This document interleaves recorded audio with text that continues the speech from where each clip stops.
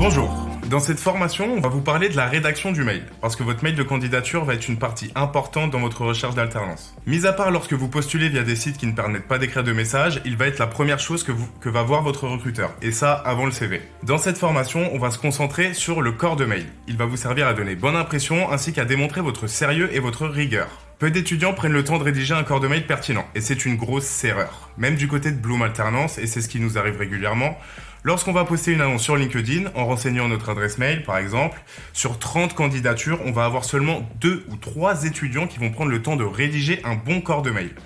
Et croyez-moi que ce sont ces 3 étudiants que nous allons contacter en premier si leur CV correspond à l'offre. Donc je vous conseille vivement de vous y pencher. Maintenant, reprenons les informations essentielles à un bon mail de candidature. En 1, l'adresse mail. Donc votre adresse mail ne doit pas être fantastique ou fantaisiste. Elle doit contenir votre nom, prénom, avec un point ou un tiré du bas. Si vous vous demandez pourquoi, eh bien demandez-vous si vous répondrez à une adresse lebossdu92@gmail.com par exemple. Et qu'en pensez-vous? Plutôt qu'une adresse comme olivier-petitbon@gmail.com.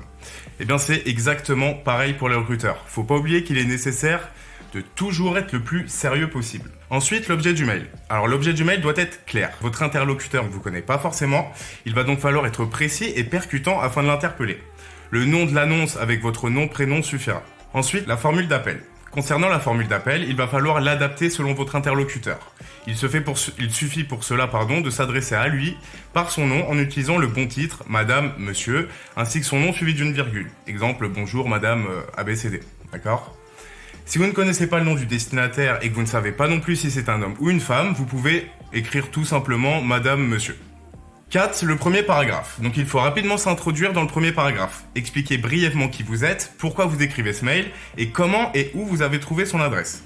Vous pouvez ensuite rédiger un paragraphe de motivation. C'est ce paragraphe supplémentaire qui fera la différence avec les autres étudiants.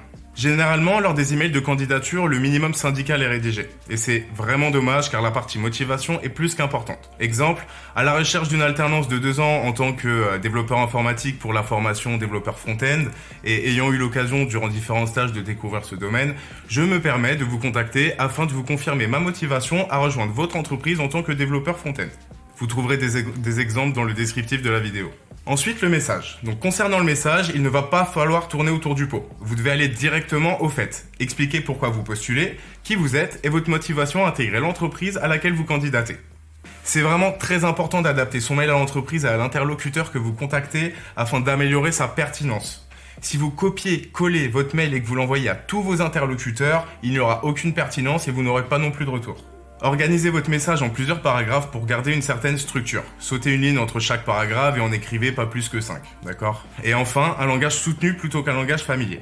Ensuite, les formules de politesse. Alors la formule de politesse dépendra de la relation que vous avez avec votre destinataire.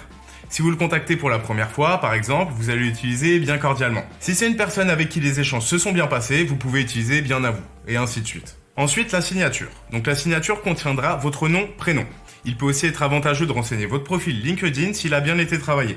Le monde professionnel utilise beaucoup ce réseau social. Au lieu de passer du temps sur Facebook, la majorité des professionnels passeront leur temps sur LinkedIn. C'est un réseau social qui leur est familier et qu'ils ont l'habitude d'utiliser.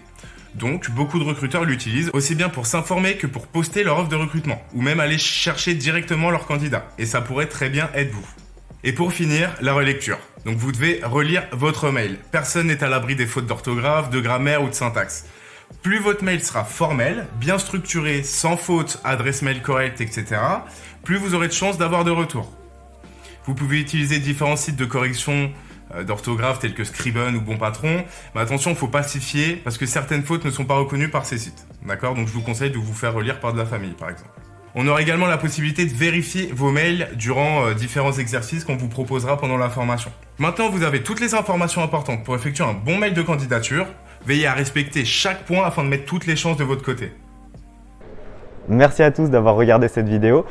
Pour pouvoir profiter de nos offres d'alternance, vous pourrez retrouver le lien du site internet dans la description de cette vidéo. Et pour les entreprises qui souhaitent recruter un étudiant, vous pouvez faire une demande directement sur notre site internet pour parler à l'un de nos experts. Merci à tous, au revoir.